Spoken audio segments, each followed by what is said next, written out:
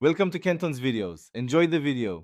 In this video, I will explain how to make Caprese skewers.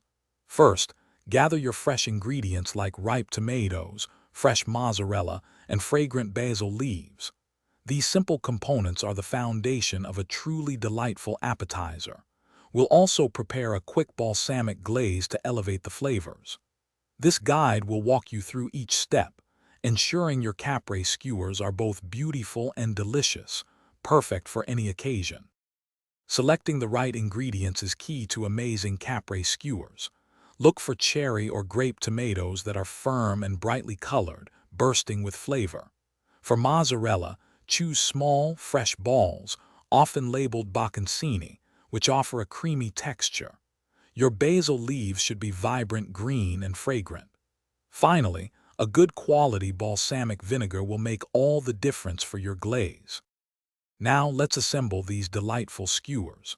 Start by carefully threading one cherry or grape tomato onto a small skewer. Next, add a fresh basil leaf. If it's a larger leaf, you can fold it in half. Then, follow with one small mozzarella ball. Repeat this pattern, creating a colorful and appealing sequence of ingredients. Aim for about 3 to 4 repetitions per skewer, depending on its length. To finish, let's make a simple balsamic glaze. Gently reduce about 1/2 cup of balsamic vinegar over medium heat until it thickens to a syrupy consistency. Once cooled slightly, drizzle this delicious glaze generously over your assembled Caprese skewers. Arrange them attractively on a serving platter.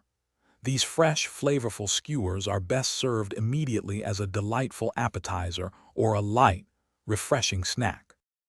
Thanks for watching. Consider subscribing if we helped you.